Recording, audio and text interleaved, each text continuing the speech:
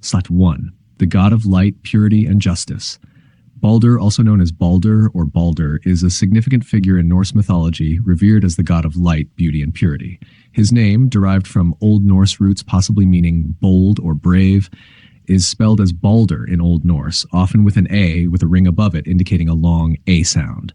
Celebrated as a paragon of goodness and beauty among the Norse gods, Baldur is the beloved second son of Odin, the Allfather, and Frigg, the queen of the gods. His myths are characterized by themes of innocence, tragedy, and the inevitability of fate. Baldur's radiant fairness and tranquil demeanor make him a symbol of purity and justice in Norse mythology. Attributes and symbolism. Baldur's essence is synonymous with light. He embodies purity and benevolence, which sharply contrasts with the darker elements of the Norse pantheon. Described in mythological texts as the most beautiful and gentle of all the gods, Baldur is revered for his kind and just nature. His presence brings joy and peace to Asgard, and he is adored by both gods and mortals alike. So fair and lovely is Baldur that he shines of himself, and there is a splendor in him. He is the wisest of the Aesir, and the fairest spoken and most gracious. That quality attends him, that none may gainsay his judgments. Pros, Edda Baldur personifies not only physical beauty, but also moral integrity and righteousness. Often associated with the summer sun, he symbolizes warmth and life, dispelling darkness and evil. However, his inherent goodness makes his eventual fate all the more tragic and poignant. Summer 2. Baldur's Dream. A hush fell over Asgard as the once radiant Baldur, the god of beauty, light, and purity, walked through the halls. His usual smile had vanished, replaced by a deep furrow in his brow and a weariness in his eyes. Odin, the All-Father, his beard heavy with wisdom, watched his son with growing concern. "My son," boomed Odin, his voice echoing through the grand halls, "what troubles your heart? A shadow hangs over you, casting a gloom on Asgard itself." Frigg, the graceful queen and Baldur's mother, approached him gently, her hand reaching out to touch his troubled face. "Tell us, Baldur," she pleaded. "What dark visions plague your dreams, stealing your joy and replacing it with fear?" Baldur, overwhelmed by the concern in his parents' eyes, finally confessed. "My nights," he said, his voice heavy, "have become battlegrounds. Nightmares filled with darkness and foreboding grip me in their clutches. Though the details vanish with the first rays of dawn, a chilling dread lingers." Odin and Frigg exchanged a worried glance. Even the All-Father, with his vast knowledge, couldn't dismiss such a troubling premonition. "Fear not, Baldur," Odin declared, his voice firm yet laced with concern. "You, the most beloved of all gods, are surely safe from harm." Yet, a seed of doubt had been sown. Frigg, ever the protective mother, couldn't shake off a gnawing unease.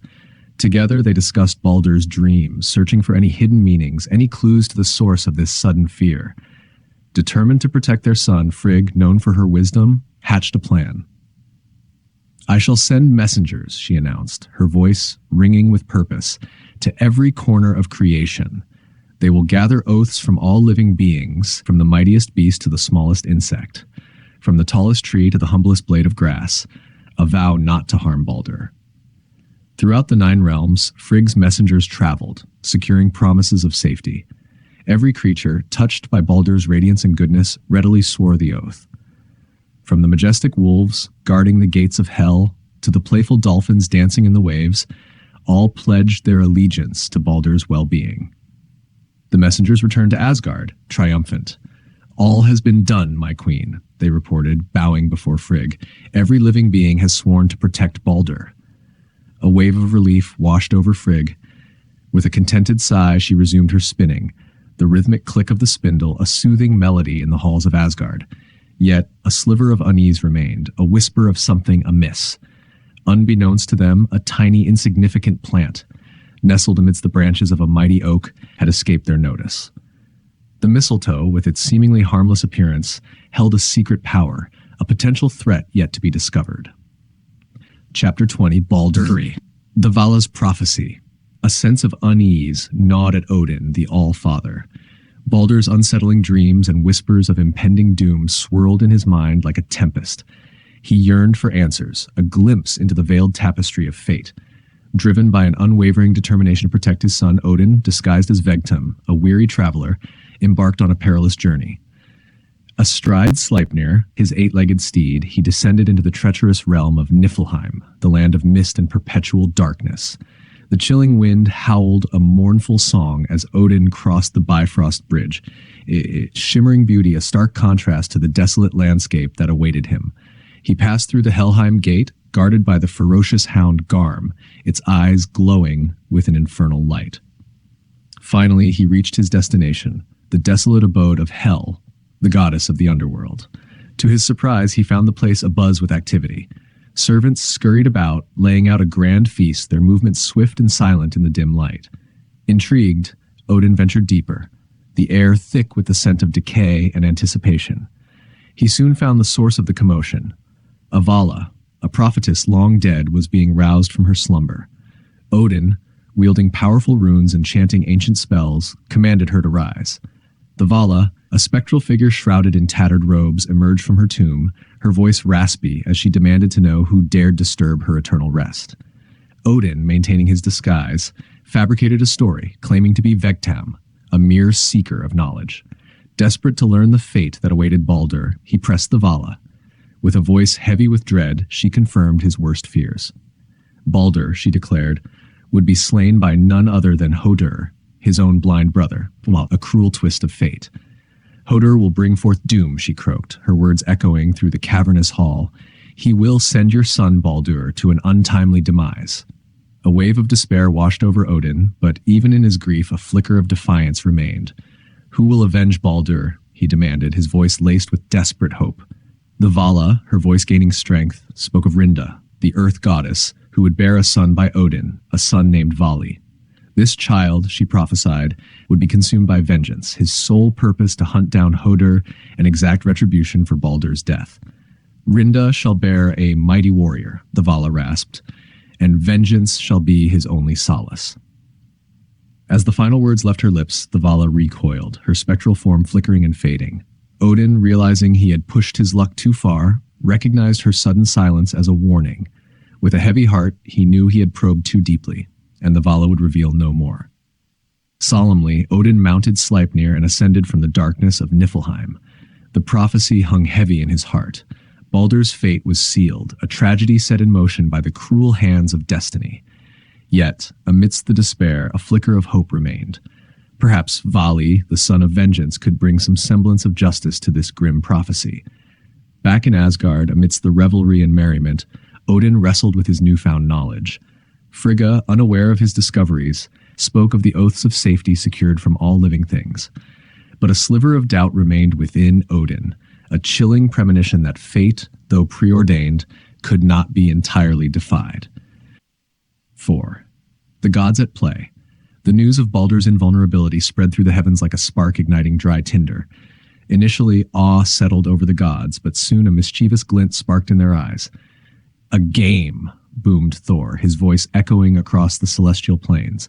The other deities, their spirits lifted after a period of gloom dispelled by Frigg's wise actions, roared their approval.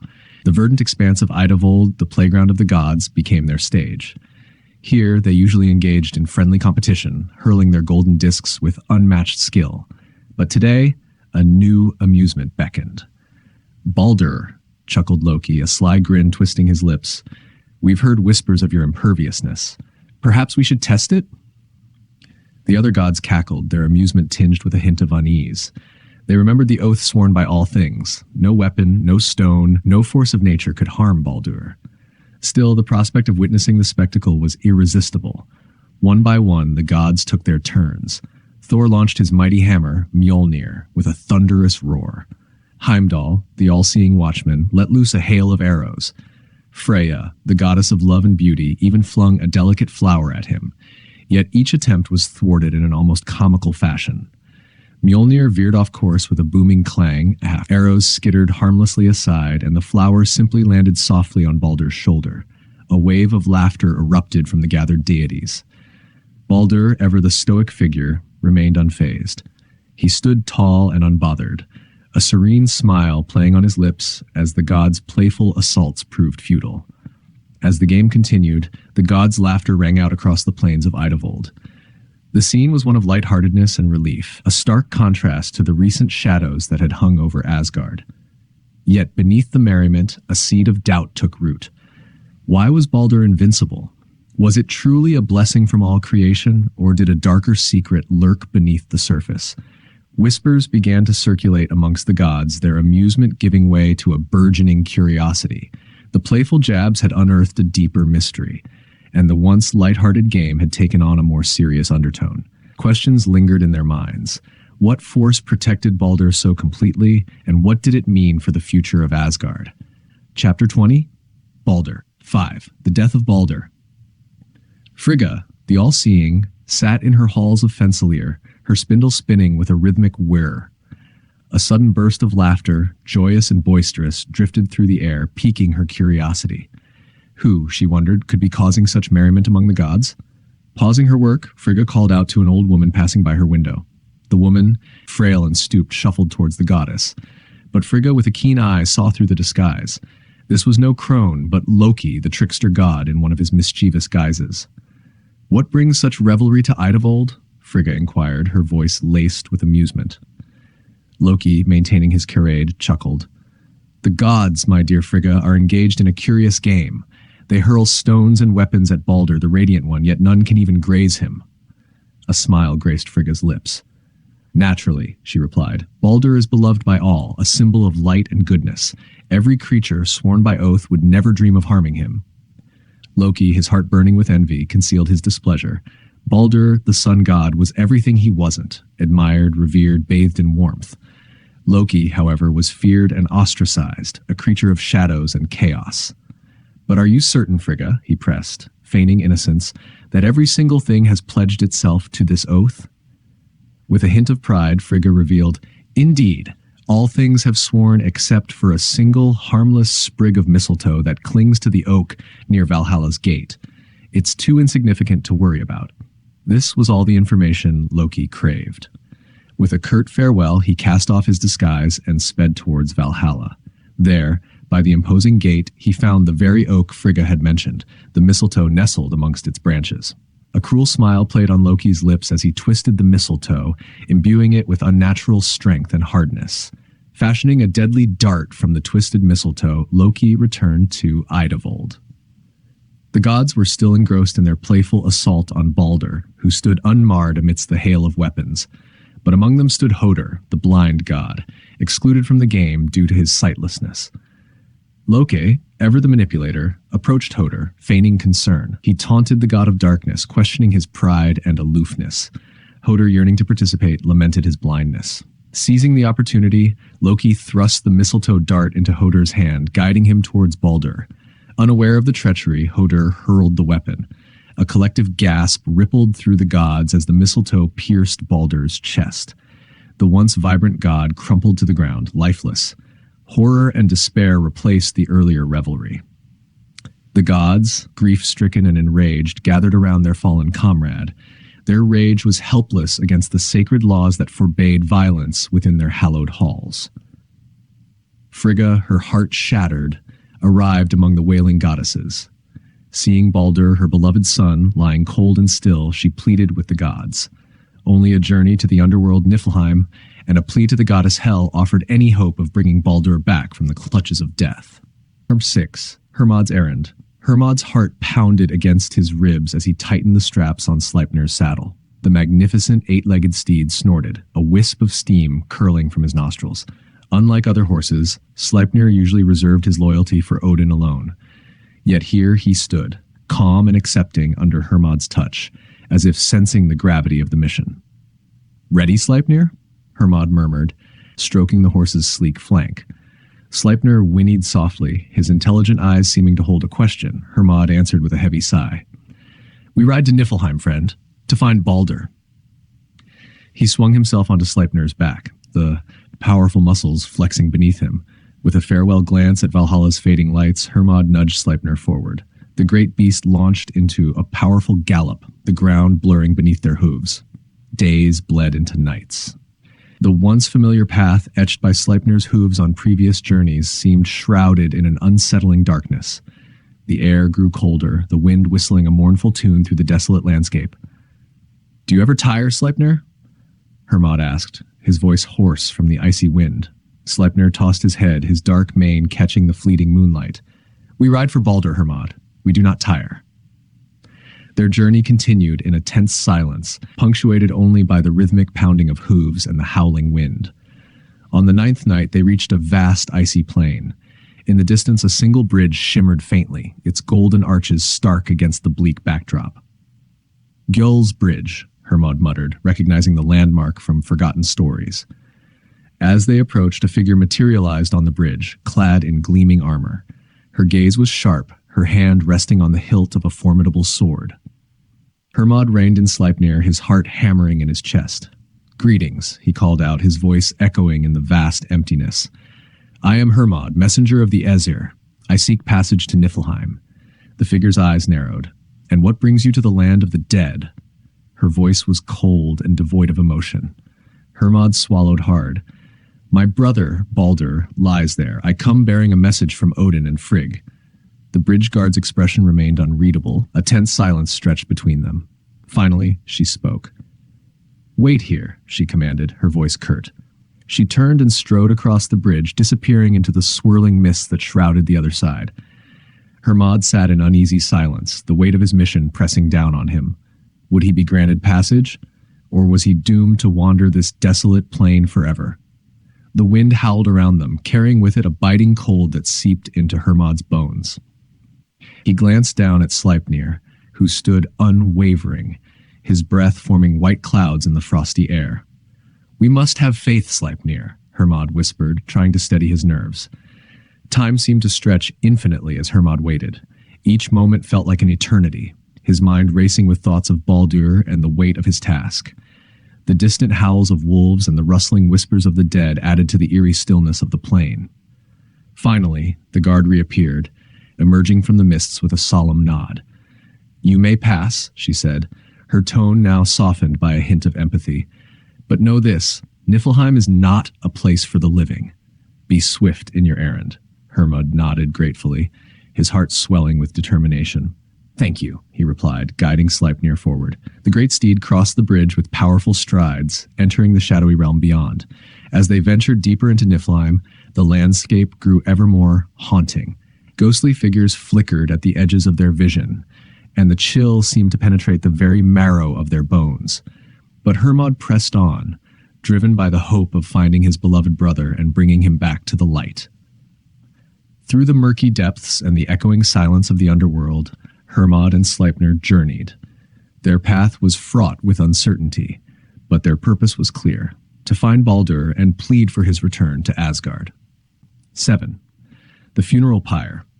A solemn hush enveloped the shore as the gods worked tirelessly. They heaved colossal logs, their muscles straining with effort. The air crackled with tension as they stacked the wood around Baldur's majestic ship, Ringhorn. This was no ordinary task. It was a final tribute to a cherished companion. Will this suffice, Thor? Freya asked quietly, her voice tinged with sorrow. Thor, usually booming, nodded gravely. More, he murmured, wiping sweat from his brow. Baldur deserves a pyre befitting a god. They labored on, their grief expressed in the rhythmic thud of axes and the strain of their muscles. Frigga, her face pale with grief, approached the completed pyre. In silence, she placed a garland of lilies, Baldur's favorite flower, at the base of the vessel. One by one, the gods approached. Heimdall, the guardian of Asgard, knelt before Baldur, his head bowed. Farewell, friend, he whispered, his voice thick with emotion. Nanna, Baldur's wife, stood at the ship's bow, her gaze fixed on his peaceful face. A choked sob escaped her lips as she reached out, her hand hovering just above his cheek. Suddenly, Nanna trembled violently. Her eyes closed, and she fell to the ground, lifeless. A gasp of horror swept through the gods. Frigga rushed to her daughter's side, tears streaming down her face. Nanna, she cried, her voice breaking with sorrow. Odin, his expression unreadable, stepped forward. With a gentle touch, he placed Nanna beside Baldur. They shall be together, he declared, his voice heavy with grief. With the pyre prepared, the gods turned their attention to launching the ship, but Ringhorn, laden with treasures and Baldur's cherished belongings, remained immobile. They pushed and pulled, but their combined strength was not enough. What now? Thor thundered, frustration evident in his voice. Heimdall, ever watchful, pointed toward the distant horizon. Look, a giant approaches. Hope sparked in the god's eyes. Perhaps this giant could assist in launching the ship. As the giantess drew nearer, her immense stature became apparent. She was Hirokin, a formidable giantess renowned for her unparalleled strength. Odin approached her, his bearing regal despite the grief etched on his face. "Hirokin, we seek your aid. Can you launch our ship?" Hirokin surveyed the scene, a faint hint of amusement glinting in her eyes. "Perhaps," she rumbled, her voice deep and resonant. "But first, I require someone to control my steed." She motioned toward a monstrous wolf, its fur unkempt and its eyes gleaming eerily. Thor confidently asserted, "We can handle it, ready for any challenge." Accompanied by 3 fierce berserkers known for their strength, they attempted to subdue the beast. However, the wolf, fueled by primal rage, fiercely resisted their efforts. Hirokin scoffed at their attempt, swiftly dismounting to wrestle the wolf to the ground. Despite her size, she secured the beast with an iron chain, demonstrating surprising agility. Hirokin then approached Ringhorn, bracing against the ship's stern. With muscles bulging, she heaved the ship into the sea, shaking the earth itself. The sudden movement surprised the gods. Thor, still furious from the wolf's defiance, raised his mighty hammer Mjolnir, a dangerous glint in his eyes. "Hold, Thor," warned Heimdall, sensing trouble. "Now is not the time for violence." Thor's anger subsided as quickly as it came. He boarded the ship once more, determined to consecrate the pyre with his hammer. While Thor performed the ceremony, Lit, a mischievous dwarf known for his pranks, stumbled into his path. Irritated, Thor kicked the dwarf into the blazing pyre. The gods watched in stunned silence as Lit screamed and disappeared into the flames. This unexpected event added a macabre twist to their already somber mood. With the pyre ablaze, Ringhorn drifted out to sea, its fiery glow contrasting with the darkening sky. The gods stood on the shore, grief etched on their faces. As the burning ship sailed towards the horizon, it served as a final farewell to Baldur, Odin's beloved son, and a poignant reminder of life and death's delicate balance in the realm of gods. "He sails to Helheim's halls now," Odin murmured, his eye fixed on the dwindling flames. Freya, her grief palpable, placed a hand on Odin's shoulder. "He will be remembered," she whispered softly. Thor, still simmering with emotion, clenched his fists. "Vengeance will be ours," he declared firmly. But Frigga, her eyes red from weeping, shook her head. "No, Thor," she gently admonished. "This is a time for mourning, not for war." Heimdall, ever vigilant, scanned the horizon. "We must stay alert," he cautioned. "Baldur's death may bring darker times." As unease settled over them, the gods knew the loss of Baldur marked a turning point for Asgard. The fragile peace they enjoyed was now threatened. "We must fortify our defenses," Odin declared firmly. "And we must seek answers." With heavy hearts, the gods dispersed, consumed by their thoughts and grief. In the distance, the funeral pyre of Baldur continued to burn brightly, a symbol of sacrifice and an omen of uncertain times ahead in the realm of gods. 8. Hermod's Quest. A heavy silence gripped Asgard upon the gods' return. No longer did the sounds of celebration fill the air. Instead, a foreboding sense of dread hung over them. The Fimbulwinter, an omen of their impending doom, weighed heavily on their minds. Frigga alone clung to a flicker of hope. Her eyes repeatedly scanned the heavens, searching for any sign of Hermod, the swift messenger. Meanwhile, this Hermod ventured far beyond the familiar realms of Asgard, crossing the treacherous bridge over Gil, the river that separates the living from the dead. 10 grueling nights passed before he finally reached the opposite shore. A figure materialized before him, clad in dark armor, her presence as cold and unyielding as the barren landscape. "Halt!" the figure's voice boomed, echoing across the desolate plains. "Who disturbs the rest of the dead?" Hermod reigned in Sleipnir, his heart pounding in his chest.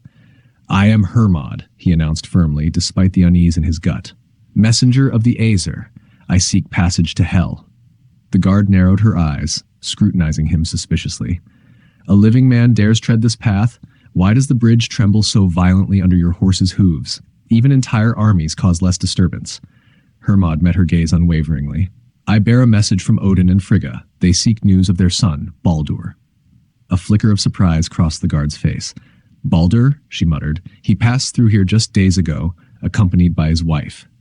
Hope ignited within Hermod. "Then there is hope?" he asked eagerly, his voice tinged with anticipation. The guard remained stoic. "You may pass," she relented at last. "But know this, Hermod. Returning from hell is no simple task.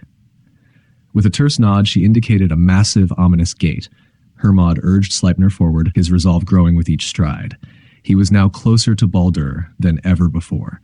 But would he find his friend alive, or would hell claim him for eternity? 9. The condition of Baldur's release. Hermod's heart sank as he approached Baldur, his brother's face marked with resignation.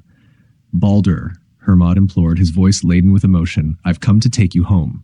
Baldur offered a melancholy smile. "There is no home for me here, brother, nor in Asgard. My place is with Hel, until Ragnarok consumes all." Hermod gripped Baldur's shoulder. "Surely there must be a way. Some loophole. We cannot bear to lose you." Baldur motioned towards Nanna, who sat beside him, her hand tightly clasped in his. "Take Nanna back with you," he murmured, his voice barely audible. "Hell is not a place for her light and joy." Nanna shook her head firmly, her eyes brimming with steadfast determination. "Never," she proclaimed, her voice stronger than Hermod anticipated. "I will stay with my husband wherever he may be." Hermod felt a pang of admiration for their unwavering love. But time was pressing. He needed to find a way to free them both. Through the long night, they shared whispered conversations and cherished memories. As dawn approached, Hermod rose with renewed resolve. He sought out Hel, queen of the underworld, his heart pounding. Hel, emanating an aura of chilling power, sat upon her obsidian throne. Hermod bowed deeply. "Lady Hel," he began, his voice steady despite his apprehension, "I come seeking your mercy. Release Baldur from your realm." Hel's icy gaze bore into him. "Such audacity from a living creature," she hissed. "What makes you think you can defy my dominion?" Hermod met her gaze unwaveringly. "Baldur is beloved across the 9 realms. His absence is a wound upon existence itself. Surely even you cannot ignore the weight of such grief." A ghost of a smirk played across Hel's lips. "Perhaps," she conceded, her voice devoid of warmth. "But grief is fleeting. True sorrow leaves an enduring mark. If all of creation mourns for Baldur, then I will consider your plea." Hope surged within Hermod. Surely all would weep for Baldur, he was beloved above all others. "Then go," Hel commanded, her tone dismissive. "Bring me evidence of universal grief. If there exists a single entity unmoved by his passing, Baldur remains in my realm." Hermod bowed again, a flicker of concern clouding his newfound optimism. He knew the power of grief, yet could he ensure that every corner of creation would weep for Baldur? The fate of his brother and perhaps all of Asgard hung on this precarious task. With a heavy heart, Hermod departed Hel's realm, bearing gifts for Odin, Frigga, and Fulla. The weight of his mission and the uncertainty of its success pressed upon him as he embarked on a new journey, a journey to gather the tears of all existence. 10. The failed mission with dialogue. Hermod rode back to Asgard under a sky heavy with the weight of his mission. As he approached the great gates, the assembled gods, their expressions a mosaic of hope and trepidation, gathered around him like a tempest waiting to break. "Hail, Hermod!" Odin's voice boomed, though tinged with an uncharacteristic vulnerability. "What news from the realm of Hel?" Hermod dismounted, the weight of his journey evident in every step. "I have delivered your messages, great Odin," he began, his voice steady despite the turmoil within. "The heralds went forth to all corners of the world. Plants and trees wept, and even stones shed tears for Baldur." Hope flickered in Frigga's eyes, but Thor's brow remained furrowed in concern. "And yet," Hermod continued, his voice faltering slightly, "there was one who defied our pleas. Who dares deny the sorrow of Asgard?" Freya's voice rose, a mixture of anger and grief. "In a dark cave by the roadside there dwells Thok," Hermod recounted, his gaze distant as he recalled the encounter. "She, or he, mocked our sorrow. No tear for Baldur would she shed." Silence fell upon the gathering, broken only by the distant whisper of wind through the trees of Yggdrasil. Frigga's hands trembled slightly as she clutched the embroidered carpet from Nanna. "Then our efforts were in vain," she murmured, her voice barely audible. Odin's eye, usually sharp and perceptive, seemed to gaze beyond the realm of Asgard, contemplating the implications of Thok's defiance. "Baldur," he spoke finally, his tone heavy with resignation, "shall remain in Hel's grasp until Ragnarok claims us all." Thor's grip tightened around Mjolnir, his jaw set in grim determination. "Loki's treachery has bound us," he declared, his voice a rumble like distant thunder. "But justice will yet be served." As the gods dispersed, each burdened by their own thoughts and grief, Hermod stood alone by the gates of Asgard, his heart heavy with the knowledge that despite their efforts, Baldur's return was not to be. The prophecy echoed in his mind, a chilling reminder of fate's relentless march. 11. Vali the Avenger. Following the tragic events surrounding Baldur's death, the cosmic drama unfolded with the arrival of Vali the Avenger. Born of Odin's union with Rinda, Vali entered Asgard on the day of his birth, destined to enact fate's unyielding justice. The newborn, named for his purpose, wasted no time in fulfilling his solemn role. On that very day, with resolute determination, Vali loosed an arrow from his quiver and striking Hodur with unwavering accuracy. Hodur, unwittingly instrumental in Baldur's demise, met his end at Vali's hands, thereby fulfilling the ancient Norse law of retribution. In this final act of the tragedy, the avenging sun brought closure to the saga of Baldur's death, restoring cosmic balance through Hodur's bloodshed. The wheels of fate turned onward, guided by the timeless laws that governed gods and mortals alike. This swift and decisive action secured Vali's place in Asgard's chronicles, forever remembered as Vali the Avenger, whose birth and purpose intertwined with the sorrowful fate of Baldur the Beloved. 12. The deeper meaning of Baldur's death. The tale of Baldur's demise in Norse mythology extends far beyond the realm of a tragic narrative. It is a profound exploration of nature's cyclical patterns, the eternal struggle between good and evil, and the enduring power of love and loss, symbolic representation of nature's cycle. The story of Baldur's death and its aftermath is deeply intertwined with the natural cycle of the seasons. Baldur, the beloved god of light and purity, embodies the radiant warmth and vitality of summer. His death signifies the descent into winter, a time of darkness and cold. Hodur, the blind god of darkness, inadvertently strikes down Baldur, representing the encroaching winter that eclipses the sun's brilliance.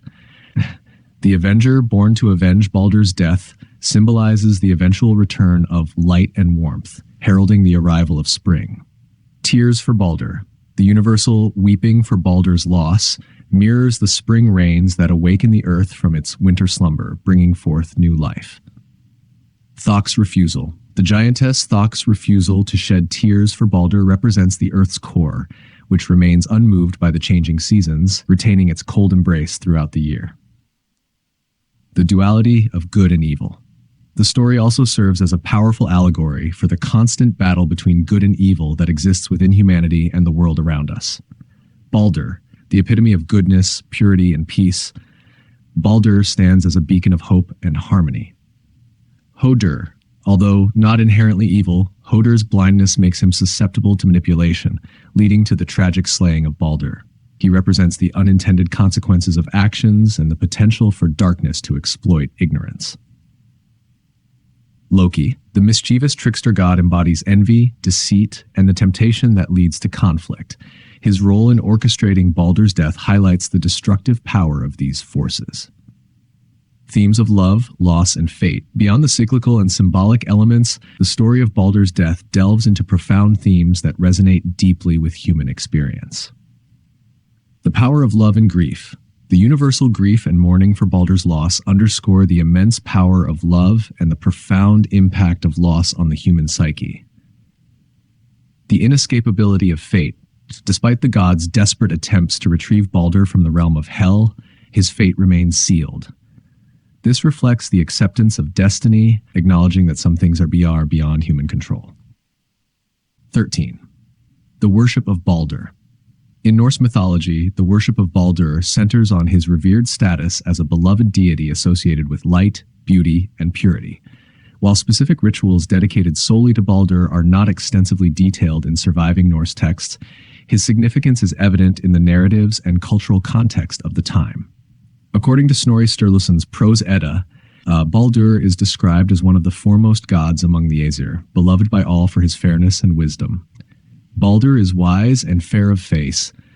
He is the best, and all the gods love him. He is so bright and fair that light shines from him. A certain herb is the whitest of all herbs, and by it thou mayest judge his fairness, which is of all grasses the fairest, and thereafter so fair are the beasts that are whiter than snow. By this thou shalt know that his abode is well hallowed, and moreover he is goodly to behold, and withal so great that the gods have great joy in him. Gylfaginning 24. This passage illustrates Baldur's divine qualities and the high esteem in which he is held among the gods. While explicit details about worship practices specifically dedicated to Baldur are sparse, his mythological importance suggests that he was honored within broader Norse religious ceremonies and rites. These likely included offerings, prayers, and possibly seasonal celebrations that reflected his association with light and renewal, emphasizing his pivotal role in the Norse pantheon of gods.